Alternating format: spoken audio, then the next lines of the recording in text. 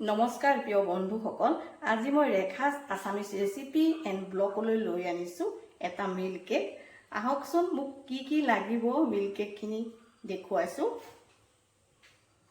এয়া ময়দা মই 2 কাপ লৈ লৈছোঁ আৰু গাখীৰ লৈ লৈছোঁ 1 কাপ আৰু বাটাৰ লৈ লৈছোঁ আৰু ভিনেলা এসেন্স লৈ লৈছোঁ আৰু আধা কাপ চেনি লৈ লৈছোঁ, কনডেন্স মিল্ক লৈ লৈছোঁ, বেকিং পাউডাৰ লৈ লৈছোঁ। এইখিনিয়ে লৈ মই আজি আপোনালোকক দেখুৱাম।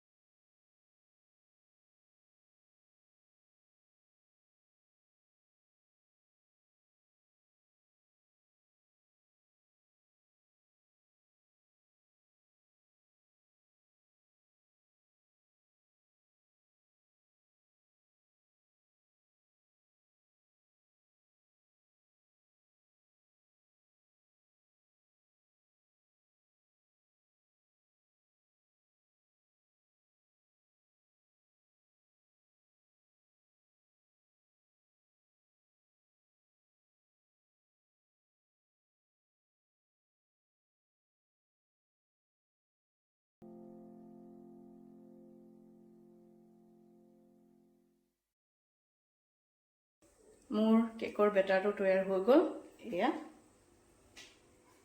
ইয়াত মই 2 কাপ ময়দা দিলোঁ, 1 কাপ গাখীৰ দিলোঁ, কনডেন্স মিল্ক দিলোঁ 200 গ্ৰাম আৰু বেকিং পাউডাৰ দিলোঁ 1 চামুচ আৰু ভেনিলা দিলোঁ অকণমান গোন্ধটোৰ কাৰণে। এতিয়া মই এটা বাটিত কাগজ এখন লৈ লৈছোঁ আৰু অকণমান বাটাৰ মিলাই লৈছোঁ, মিলাই পাতি দিছোঁ, এনেকৈ অকণমানকৈ দি দিছোঁ।